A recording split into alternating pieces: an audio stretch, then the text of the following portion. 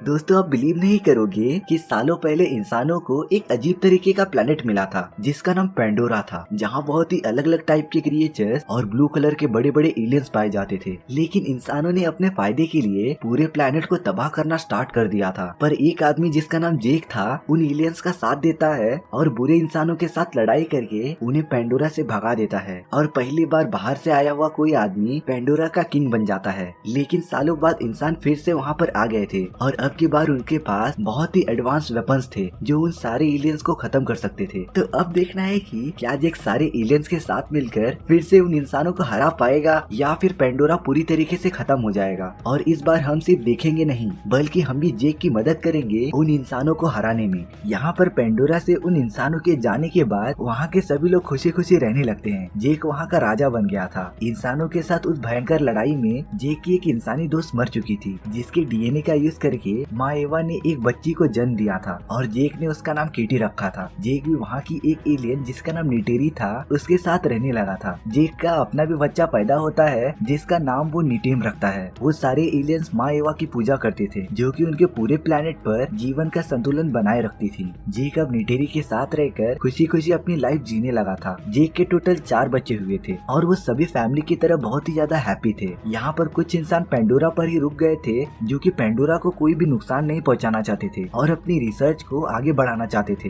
वो कर्नल जिसने इंसानों के साथ मिलकर पेंडोरा पर हमला किया था वो मर चुका था, लेकिन उसका एक छोटा सा बच्चा बाकी लोगों को मिल गया था। तो वो सब कर्नल के बच्चे को पालने का डिसाइड करते हैं और उसका नाम स्पाइडर रखते हैं। स्पाइडर तो हमेशा जेक के बच्चों के साथ खेलता रहता था और उन्हें देखने पर ऐसा लग ही नहीं रहा था कि वो अलग अलग प्रजाति के हैं, क्योंकि जेक के बच्चे भी उसके साथ काफी ज्यादा खुश थे। लेकिन यहाँ पर जेक की वाइफ नटेरी स्पाइडर को अपने परिवार का हिस्सा नहीं मानती थी, क्योंकि उसके फादर ने पिछले टाइम पेंडोरा को काफी ज्यादा नुकसान पहुंचाया था और वो ये बात कभी नहीं भूल सकती थी। जेक अपने सारे बच्चों को खुद ही पेंडोरा पर रहने का तरीका सिखाता है और उन्हें शिकार करने का सही तरीका सिखाता है। लेकिन कहते हैं ना, हैप्पीनेस लाइफ का सिर्फ एक ही पार्ट होता है। एक दिन जैक और नटेरी देखते हैं आसमान से बहुत सारे तारे नीचे गिर रहे हैं और सच में वो कोई तारे नहीं थे बल्कि वो इंसान थे जो कि पेंडोरा पर वापस हमला करने आ रहे थे और वो इस बार सभी चीजों के लिए तैयार थे। उन इंसानों ने अपने वेपन्स को इस तरह डेवलप किया था कि उनके सामने आने वाली कोई भी चीज वो पूरी तरीके से तबाह कर सकते थे। और जिन चीजों की वजह से वो उन एलियन से लास्ट टाइम हारे थे उन लोगों ने उसका भी सोल्यूशन निकाल लिया था, जिसका यूज करके वो अब वापस पेंडोरा पर हमला करने वाले थे। उन लोगों ने तो पेंडोरा पर हमला करना स्टार्ट भी कर दिया था। वहाँ के पूरे जंगल जला दिए थे। पेंडोरा के सारे एनिमल्स और क्रिएचर्स यहाँ से वहाँ भाग रहे थे, जिसमें कि वो सारे एलियंस कुछ नहीं कर सकते थे क्योंकि उन इंसानों ने पेंडोरा पर अचानक हमला किया था और उन सारे एलियंस की प्रजातियों को इस बारे में बिल्कुल भी पता नहीं था। यहाँ पर उन इंसानों के लैब में एक अवतार उठता है और वो वहाँ के सभी लोगों को मारने लगता है और तब पता चलता है कि वो अवतार उसी कर्नल का है जिसे कि नटेरी ने मूवी के फर्स्ट पार्ट में मार दिया था। लेकिन लड़ाई में आने से पहले उन लोगों ने कर्नल की सारी मेमोरीज और डीएनए का यूज करके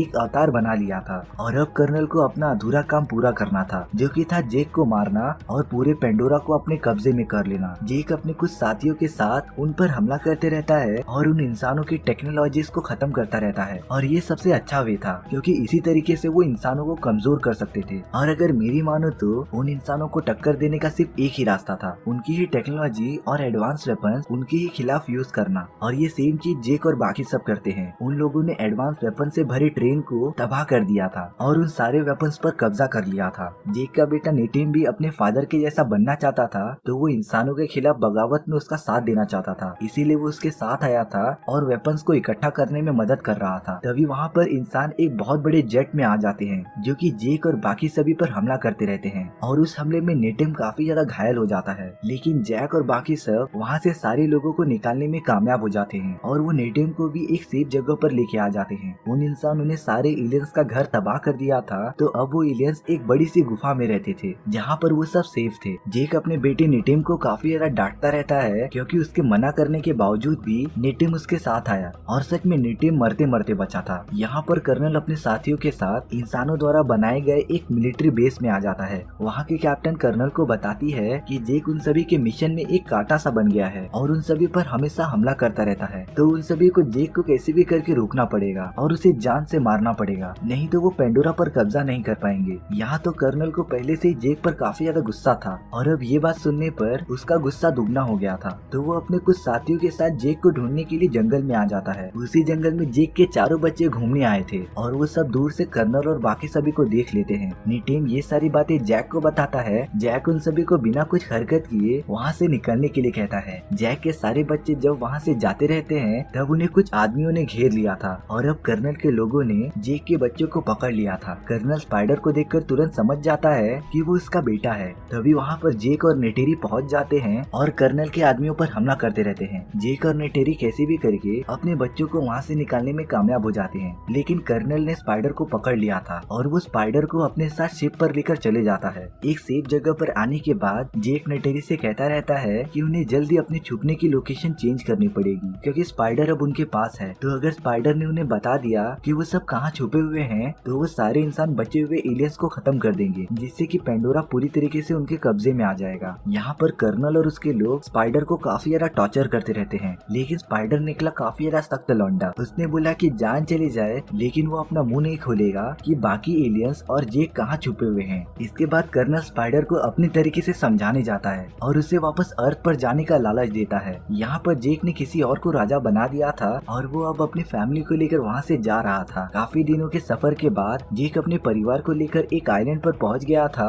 जहाँ पर कुछ अलग प्रजाति के एलियंस रहते थे। वो दूसरे प्रजाति के एलियंस जमीन और पानी के अंदर रहने में केपेबल थे। वो सारे लोग जेक और बाकी सभी को देखकर काफी ज्यादा शॉक हो गए थे क्योंकि वो उनसे काफी ज्यादा अलग दिख रहे थे। तभी वहाँ पर उन सभी का लीडर आ जाता है। जेक उनके लीडर से उसके परिवार को यहाँ रहने देने के लिए रिक्वेस्ट करने लगता है, लेकिन उसका लीडर बताता है कि वो सारे लोग सेफ्टी के लिए पानी के अंदर रहते हैं, लेकिन जेक और उसकी प्रजाति सिर्फ जमीन पर ही रह सकती थी तो वो वहाँ पर सरवाइव नहीं कर पाएंगे। लेकिन जेक का मानना था कि अगर वो थोड़ी सी प्रैक्टिस करें और पानी के अंदर रहने की ट्रेनिंग स्टार्ट कर दें तो वो भी उनकी तरह पानी के अंदर अच्छे से सांस ले पाएंगे। इसके बाद उनका लीडर मान जाता है जेक को अपने यहाँ रहने देने के लिए। वहाँ का लीडर अपने लोगों से जेक और उसकी फैमिली की मदद करने के लिए कहता है ताकि वो उन्हें पानी में रहने की ट्रेनिंग दे सके और उसी दिन से ही उन सभी की ट्रेनिंग स्टार्ट हो जाती है। स्टार्टिंग में उन लोगों को काफी ज्यादा परेशानी हो रही थी और वो तो पानी के अंदर ज्यादा टिक ही नहीं पा रहे थे। वहाँ के लोग उन्हें पानी के अंदर सांस लेना और पानी के एक क्रिएचर पर सवारी करना सिखाते हैं। जेक को भी स्टार्टिंग में काफी ज्यादा प्रॉब्लम हो रही होती है, लेकिन वो सब धीरे धीरे इम्प्रूव कर रहे थे और उन सभी को वहाँ के एनवायरनमेंट में रहने की आदत हो गई थी।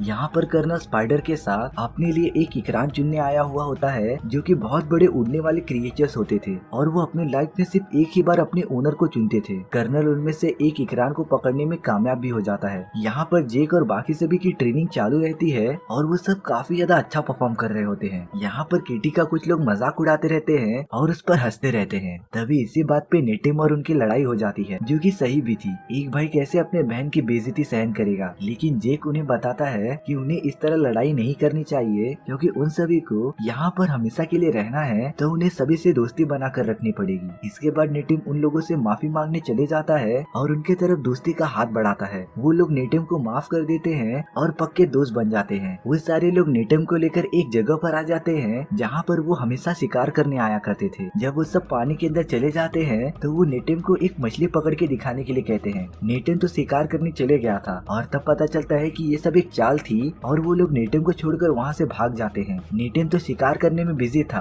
और तब जाके उसे रियलाइज होता है कि उन लोगों ने उसे अकेला छोड़ दिया है। नेटिम को तो उस आइलैंड पर जाने का रास्ता भी नहीं पता था और अब वो बुरी तरीके से फंस गया था। तभी उस पर अचानक पानी में से एक बहुत बड़ी खूंखार मछली उस पर हमला कर देती है जो कि नेटिम को पूरा खाना चाहती थी और वो उसका काफी दूर तक पीछा करती है। ज्यादा देर तक पानी में रहने की वजह से नेटिम की सांसें फूल रही थी, इसीलिए वो तुरंत ऊपर की तरफ जाने लगता है। पर वो मछली तो एकदम सामने ही थी और वो नेटिम पर हमला करने चली आती है, लेकिन तभी एक बहुत बड़ी व्हेल उस मछली पर हमला कर देती है और उसे मार देती है। काफी ज्यादा देर तक पानी में रहने की वजह से नेटिम बेहोश होने लगा था और वो पानी के अंदर जाता रहता है, लेकिन जब थोड़ी देर बाद उसकी आंखें खुलती हैं तो वो अपने आप को उसी व्हेल के ऊपर पाता है जिसने की नेटिम की जान बचाई थी। नेटिम व्हेल का शुक्रिया अदा भी करता है और वो देखता है कि व्हेल के ऊपर एक नुकीला ऑब्जेक्ट लगा हुआ है, तो वो उस व्हेल के बॉडी से उसे निकालता है और उसे दूर फेंक देता है। और इसके बाद तो मानो वो व्हेल नेटिम को अपना दोस्त समझने लगा था। वो व्हेल नेटिम को लेकर उसके आइलैंड के पास आ जाता है और उसके फैमिली के पास छोड़कर चला जाता है। यहाँ पर जेक और सारे लोग काफी टाइम से उसका इंतजार कर रहे थे। जेक नेटिम को डांटता रहता है कि उसे इस तरीके से गायब नहीं होना चाहिए। जब लीडर को पता चलता है कि उसके बेटे ने ही नेटिम को पानी के अंदर फंसाया था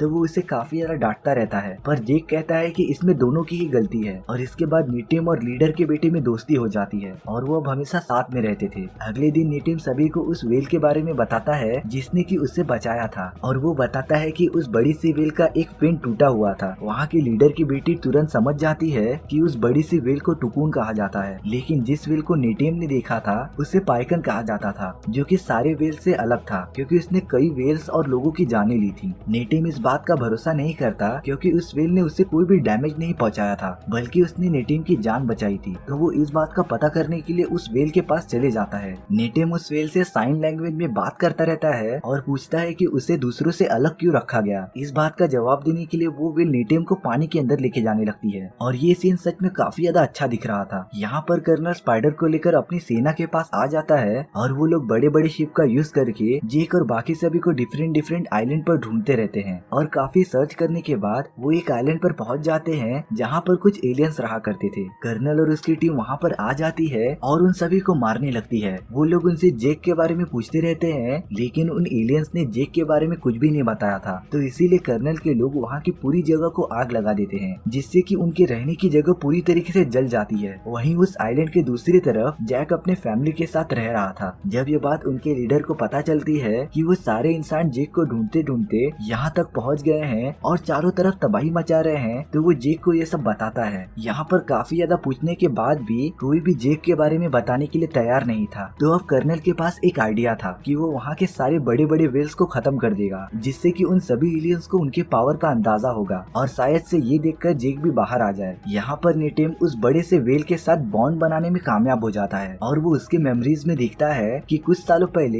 एक हंटर के ग्रुप ने उन पर हमला कर दिया था और वो सभी बचे हुए वेल को मारने लगे थे, पर हमले के बाद सभी ने पाइकन को ही किलर समझ लिया था और उसे हमेशा के लिए अलग कर दिया था। यहाँ पर कर्नल के लोग सभी वेल को मारते रहते हैं और वो उन पर जरा भी रहम नहीं कर रहे थे। वो लोग तो उन वेल के बॉडी से एक अजीब टाइप का लिक्विड भी निकालते हैं, जिसका यूज करके उम्र को बढ़ने से रोका जा सकता था, और इसकी डिमांड अर्थ पर काफी ज्यादा थी। उन लोगों ने वेल्स को मारकर पानी में फेंक दिया था। जब उन वेल्स को जेक और बाकी सब देखते हैं तब वो काफी ज्यादा गुस्सा हो जाते हैं। उन एलियंस का लीडर सभी को बताता रहता है कि अब वो चुप नहीं बैठने वाले, उन्हें उन इंसानों पर हमला करना ही पड़ेगा। और इसके बाद सभी में काफी ज्यादा जोश आ गया था, पर जेक दिमाग से काम लेता है और सभी को शांत रहने के लिए कहता है। वो बताता है कि अगर वो उन पर हमला करेंगे तो वो इंसान अपने बड़े बड़े रोबोट्स का यूज करके उन सभी को मार देंगे, जिससे कि उनकी पूरी प्रजाति ही खत्म हो जाएगी। यहाँ पर नेटिम को पाइकन की चिंता हो रही थी, इसीलिए वो पानी के अंदर उसके पास जाने लगता है। नेटिम के पीछे पीछे कुछ लोग भी जाते हैं और वो उस वेल के पास पहुँच जाते हैं, जिसके बॉडी पर एक तीर लगा हुआ था। नेटिम और बाकी सब उसे निकालते रहते हैं, पर तभी वहाँ पर वो सारे इंसान अपने आधुनिक हथियारों के साथ वहाँ पर आ जाते हैं। नेटिम जेक को ये बात बता देता है और जेक अपने साथियों के साथ निकल पड़ता है उन सभी की मदद करने के लिए। नेटिम और बाकी लोगों ने मिलकर पाइकन के बॉडी से वो तीर निकाल लिया था, लेकिन यहाँ पर कर्नल की टीम वहाँ पहुँच गई थी और वो नेटिम और बाकी सभी को पकड़ने लगी थी। वो तो उन सभी को जाल में पकड़कर अपने शिप पर लेके आ जाता है, और अब वो जेक को ब्लैकमेल कर सकता था कि वो खुद को सरेंडर कर दे और अकेले शिप पर आए। जेक के पास अब कोई भी ऑप्शन नहीं था, और वो जैसे ही आगे बढ़ता रहता है तभी वहाँ पाइकन आ जाता है और उनके शिप पर हमला कर देता है। वो पूरी शिप धीरे धीरे तबाह होने लगती है। इस बात का फायदा उठाकर जेक और बाकी सब उन पर हमला करने चले जाते हैं। नेटेरी भी अपने इकरान पर बैठकर उन सभी पर हमला कर रही थी और उन्हें एक ही बार में मार दे रही थी। अब वो सब लोग इंसानों पर भारी पड़ रहे थे। जेक अपने बच्चों को भी छुड़ाने में कामयाब हो जाता है, लेकिन कर्नल अब उसकी बेटी केटी को पकड़ लेता है और उसे अपने साथ लेकर चला जाता है। पर वो शिप अब बुरी तरीके से डैमेज हो गई थी और वो कभी भी पानी के अंदर डूब सकती थी। वहाँ से बाहर निकलने के चक्कर में नेटिम को एक गोली लग जाती है और वो काफी ज्यादा घायल हो चुका था। कुछ देर बाद नेटिम मर जाता है, पर केटी अभी भी कर्नल के कब्जे में थी। ये सब होने के बाद जेक और नेटेरी काफी ज्यादा गुस्से में आ गए थे और वो शिप पर चले जाते हैं उन सभी पर हमला करने के लिए। वो अपने सामने आने वाले सभी को मारकर आगे बढ़ते रहते हैं, जैसे कि उन पर कोई भूत सवार हो गया हो। और जेक अब कर्नल के पास पहुंच जाता है, जिसने की केटी के गले पर चाकू रख दिया था। पर यहाँ नेटेरी स्पाइडर को मारने की धमकी देती रहती है और ये देखकर कर्नल केटी को छोड़ देता है। वो पूरी शिप धीरे धीरे पानी के अंदर डूब रही थी और अगर वो जल्दी यहाँ से बाहर नहीं निकले तो वो भी शिप के साथ पानी के अंदर डूब जाएंगे। तो नेटेरी और बाकी सब वहाँ से बाहर निकलने लगते हैं और जेक यहाँ पर कर्नल से अकेला फाइट करते रहता है। उन दोनों में बहुत ज्यादा लड़ाई होती है, पर जेक ने उन नए प्रजाति के एलियन से काफी अच्छी फाइटिंग टेक्निक सीख ली थी, जिसका यूज वो कर्नल को मारने के लिए करता है। और जेक कर्नल को मारने में कामयाब भी हो जाता है, पर उसे भी तुरंत वहाँ से बाहर निकलना पड़ेगा क्योंकि वो शिप आधे से ज्यादा डूब चुकी थी। यहाँ पर नेटेरी भी पानी के अंदर फंस गई थी, पर वहाँ केटी आ जाती है और बाकी सभी को बाहर निकलने का रास्ता बताती है। जेक भी यहाँ पर सही सलामत सलामत बाहर निकल जाता है। स्पाइडर अपने फादर की हेल्प करता है और उसे सही सलामत पानी से बाहर निकालता है। कर्नल अभी तक मरा नहीं था, वो अभी भी जिंदा था। वो स्पाइडर को अपने साथ आने के लिए कहता है, लेकिन स्पाइडर कर्नल के साथ नहीं जाना चाहता था और वो वापस जैक के पास चले जाता है। जैक यहाँ पर सभी लोगों के साथ होता है और वो अपने मरे हुए बेटे नेटेम को माँ एवा के पास रख देता है, जिससे कि उसकी आत्मा को शांति मिले। और अवतार द वे ऑफ वाटर की स्टोरी यहीं पर खत्म हो जाती है।